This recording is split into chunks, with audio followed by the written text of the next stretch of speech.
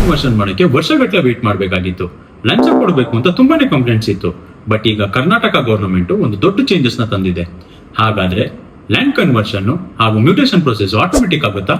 ಕಂದಾಯ ಸಚಿವರು ಕೃಷ್ಣ ಬೈರೇಗೌಡ ಸರ್ ಅವರು ಒಂದು ಹೊಸ ಸಿಸ್ಟಮ್ ನ ಅನೌನ್ಸ್ ಮಾಡಿದ್ದಾರೆ.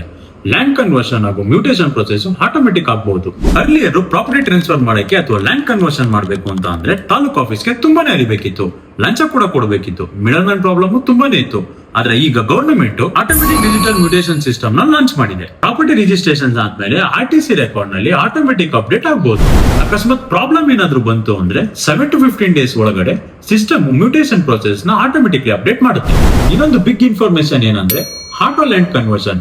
ಇಫ್ ಅಥಾರಿಟಿ ಏನಾದ್ರೂ 30 ದಿನದೊಳಗಡೆ ಲ್ಯಾಂಡ್ ಕನ್ವರ್ಷನ್ ಆಗಿಲ್ಲ ಅಂದ್ರೆ ಆಟೋಮೆಟಿಕ್ಲಿ ಅಪ್ರೂವಲ್ ಆಗಬಹುದು. ಸೊ ಎಲ್ಲ ಇನ್ವೆಸ್ಟರ್ಸ್ ಇದನ್ನು ನೆನ್ಪಿಟ್ಕೊಳ್ಳಿ, ಡಿಜಿಟಲ್ ರೆಕಾರ್ಡ್ ನ ಚೆಕ್ ಮಾಡ್ಕೊಳ್ಳಿ, RTC ಅಪ್ಡೇಟ್ ನ ವೆರಿಫೈ ಮಾಡಿ, ಲೀಗಲ್ ಅಪ್ರೂವಲ್ ನ ಕನ್ಫರ್ಮ್ ಮಾಡ್ಕೊಳ್ಳಿ.